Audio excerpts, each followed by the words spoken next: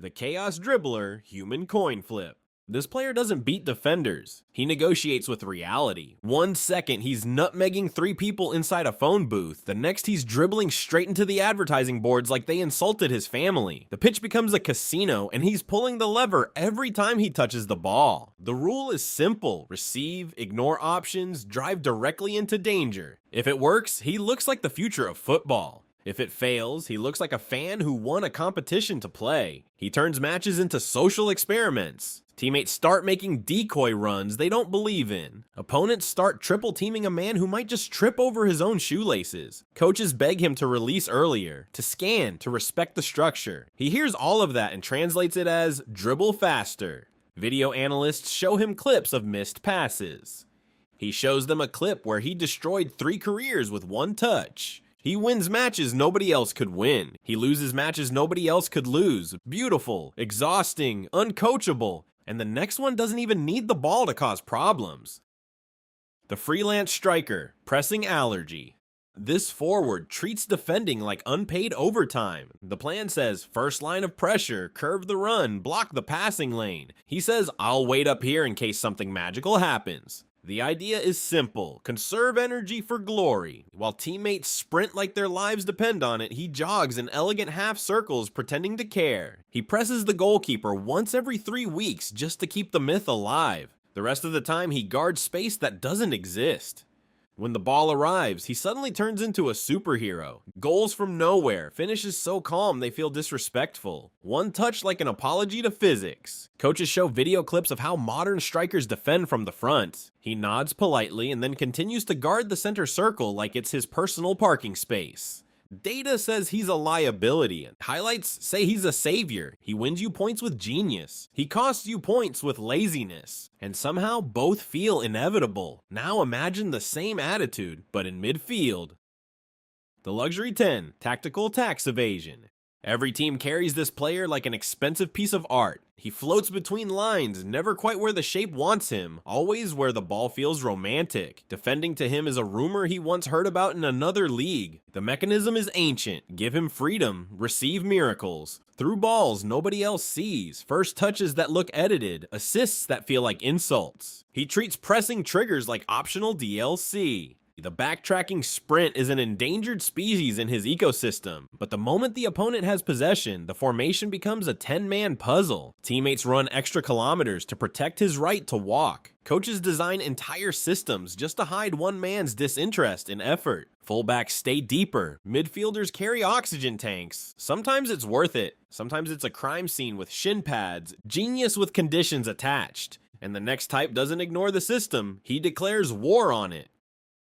The positional anarchist, shape hater. This player treats formations like speed limits. You start him as a winger, he appears at left back. You play him as a 6, he decides he's a striker today. Heat maps look like modern art painted by a nervous child. The idea in his head is simple. Football is about vibes, not geometry. Coaches scream from the touchline, stay wide. 2 minutes later, he's trying to combine inside the opponent's box with the center back. Tactical meetings become hostage negotiations. Analysts draw arrows, he draws feelings. When it clicks, the team becomes unpredictable in a beautiful way. When it doesn't, the pitch looks like 11 strangers who met in the parking lot. He breaks pressing schemes, sometimes his own. He confuses markers, including teammates. Opponents don't know how to defend him. Neither do his coaches. Freedom disguised as tactical terrorism. And speaking of terrorism, the Hollywood pass addict, highlight dependency. This midfielder sees a 5-meter option and feels physically ill. The plan says recycle possession, control tempo, respect risk. His brain says outside of the boot through ball into triple coverage. The mechanism is clear. Ignore simple, chase spectacular. Every touch is an audition for a compilation video. Diagonal lasers, no-look switches, first-time rockets that have a 12% success rate and 100% audacity. He treats expected goals like a personal insult. Safe passes make him itchy. Coaches show him data about ball retention. He shows them a YouTube clip of himself from 2019. When it works, the stadium levitates. When it fails, counters arrive like punishment from the football gods. Entertainer, liability, both before halftime. The next one doesn't gamble with passes, he gambles with duels. The dual junkie tackles first, questions never. This defender believes positioning is for cowards. Instead of controlling space, he hunts people. Every situation is a personal insult that must be solved with sliding violence. The rule is primitive. See ball, see man, delete one of them. Crowds love him because he bleeds passion. Coaches fear him because passion collects yellow cards like souvenirs. He tackles shadows. He tackles misunderstandings. He tackles problems that haven't even happened yet. He wins tackles nobody asked for. He loses structure everyone depended on. One match, he's a warrior statue. Next match, he's suspended before the national anthem ends. Courage with a disciplinary record. And the following type doesn't tackle at all. He negotiates with effort. The training ground Messi, match day ghost.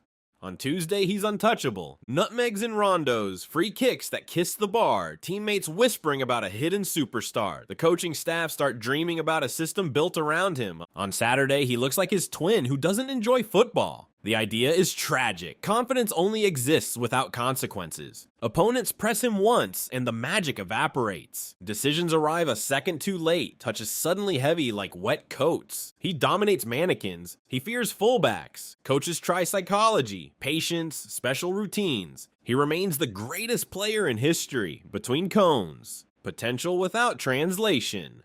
And the next one has the opposite problem. Too much personality. The dressing room president, self-appointed government.